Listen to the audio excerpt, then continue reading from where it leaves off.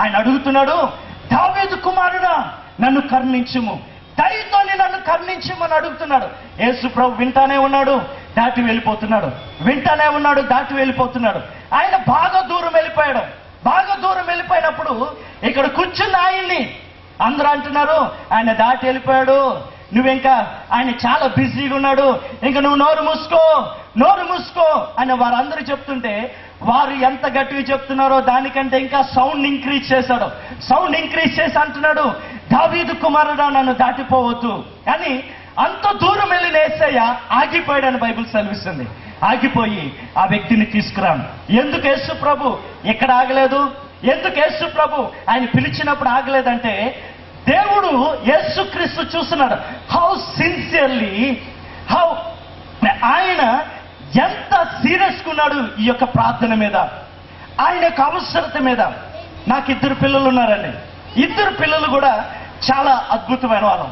వారు మమ్మల్ని ఎంతగానో ప్రోత్సహిస్తారు. వారిద్దరూ మాకు సహకరిస్తారు కాబట్టి మా పరిచర్యను మేము ముందు కొనసాగించగలుగుతున్నాం. ఆ 2 పిల్లల్లో ఒక చిన్న తేడా ఉంది. అదేంటంటే, నా కొడుకు ఏదైనా చూస్తే వెంటనే అది కావాలంటాడు, వెంటనే. అందుకనే మేము కూడా నడిచే మార్గాలు చాలా జాగ్రత్తగా చూసుకుంటాం. ఎందుకంటే అక్కడ అన్ని డాలర్లతో కూడింది. మామూలుగా $1, $2, $3 కాదు, అన్ని $30-20 రైట్, అలాగే ఎగిరిపోతూ ఉంటాయి. అందుకనే నా కొడుకుని జాగ్రత్తగా, అంటే మేము వెళ్ళే దారులు కూడా మేము ఫస్ట్ స్టడీ చేస్తాం, రైట్, వెళ్తూ ఉంటాం. నా కూతురు కూడా అలాంటిదే. కూతురు కూడా ఇలాగ ఆ టాయ్ షాప్ నుంచి దాటుతుండగానే డాడీ ఇది కావాలి అంటాడు. నా కూతురు కూడా అంటది, డాడీ ఇది కావాలంటాడు. అనగానే నేనేం చేస్తాను తెలుసా, పాకెట్లో ఉన్న 2 చాక్లెట్స్ తీస్తాను.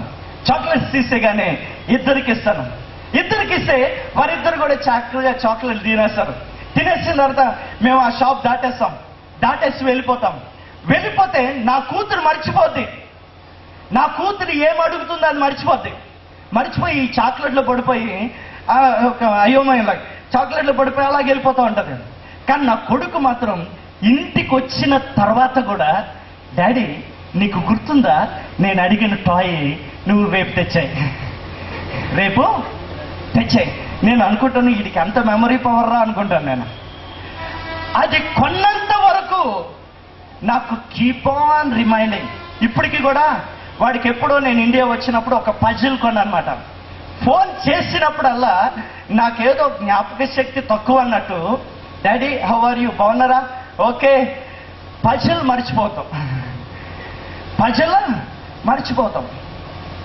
వారిద్దరి నుంచి నేను నేర్చుకుంది ఏంటంటే, నా కూతురు అడ్జస్ట్ అయిపోతుంది, ఏదైనా ఇస్తే మర్చిపోద్ది అంతే. కానీ నా కొడుకు అలా కాదు. వాడు అడిగినది పొందినంత వరకు నన్ను అడుగుతూనే ఉంటాడు. దేవుడు ఏమంటున్నాడు తెలుసా, if you are serious about your prayer keep on asking him. నువ్వెంత సీరియస్గా ఉన్నావు దాని విషయంలో. యేసు ప్రభు ఆయన యొక్క విశ్వాసాన్ని చూసి తప్పించిపోయాడు. పిల్లల యేసు ప్రభు ఆగిపోయాడని బైబిల్ సెలవిస్తుంది. నడుస్తున్న దేవుడు ఆ స్వరాన్ని విని ఆగిపోయి అతన్ని నా దగ్గరికి తీసుకురండి. ప్రియమైన పిల్లరా, ఈరోజు నువ్వు ప్రార్థించి అలసిపోయి ఉండొచ్చు, నువ్వు వదిలేస్తుండొచ్చు ప్రియులరా. కానీ నేను దేవుని సేవకుడిగా ప్రోత్సహిస్తున్నాను, మన దేవుడు ప్రార్థనకు జవాబిచ్చి దేవుడు అయి ఉన్నాడు. Praise the Lord, amen. Keep on asking him. అడగండి, అది పొందినంత వరకు అడగండి ప్రియులరా. యాయూరుకి కదిలిన దేవుడు, యాయూరుకి జవాబిచ్చిన దేవుడు నీకు నాకు కూడా జవాబిచ్చివాడై ఉన్నాడు. యాయూరుతో యేసు ప్రభు వెళ్ళనని బైబిల్ సెలవిస్తుంది. దేవునికి స్తోత్రం, ఆమేన్. హల్లెలూయా, హల్లెలూయా, హల్లెలూయా. మన జీవితంలో యేసుక్రీస్తుతో కదలాలి, యేసుక్రీస్తు నడవాలి అంటే మన జీవితంలో ప్రార్థన జీవితం అనేది చాలా ప్రాముఖ్యమైన ప్రేమ. ఎప్పుడైతే యేసు ప్రభుతో ఆయన వెళ్తున్నాడో, ఈయన అనుకుంటున్నాడు ఇంకా కొద్ది సేపటికి నా కూతురు బాగుపడిపోతానే విశ్వాసంతో వెళ్ళిపోతుంటే ఒక ఆవిడ వచ్చి యేసు ప్రభు వస్త్రాన్ని ముట్టుకుంది, స్వస్థపడింది. యేసు ప్రభు వెనక్కి తిరిగి మీటింగ్ పెట్టేశాడు.